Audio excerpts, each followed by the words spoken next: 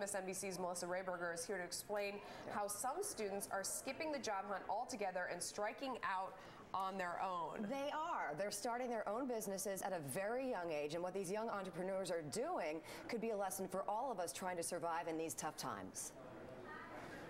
In this room inside the New York Stock Exchange, a small group of students are investing in their future.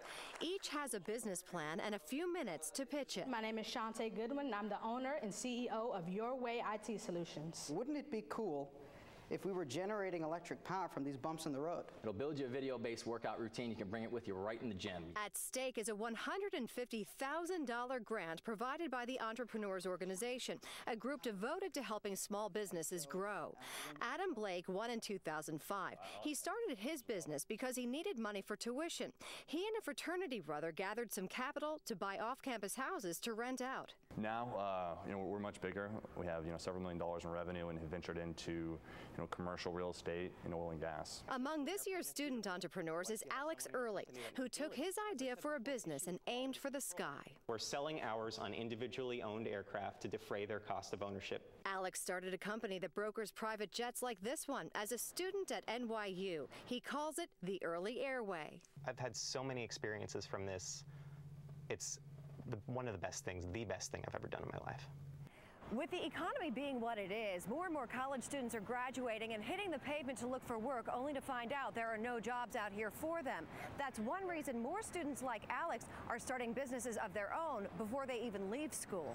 I see a lot of my friends who have just left college who have been interviewing for dozens and dozens and dozens of jobs and have found nothing and have no steady income. Damon John knows a thing or two about starting a business young. He launched his hip-hop clothing line at age 20 and turned it into a global brand, but it didn't come easily. Some of the hardest lessons are that you will fail way more than you will succeed. I think that becoming a boss means that you will work twice as hard as if you were an employee. And I think that the biggest lesson is to make sure that you're doing it because it's something you love and not for a monetary aspect, and then you will succeed. Alex and every other student in this room plans to do just that. Young minds with big dreams, creating their own opportunities. And there are some alarming figures. A new study estimates that over the next 8 years, 1.2 billion college graduates will graduate from college, but only 300 million jobs will be available. That's close to 1 billion graduates out there with no jobs.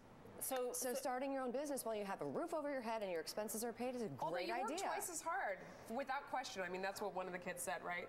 Well, yeah, but you know what? In my first job, I worked twice as hard, too, for a fraction of a salary. That's sort of paying your dues, isn't it? You're young and fearless. Well, what about this thing that he says about doing it because it's what you love? I mean, don't you start a job? He loved to fly. He just loves airplanes, and he decided to turn his passion into his business. He knew he wanted to be an entrepreneur. Yeah. And this was just a very obvious fit for him.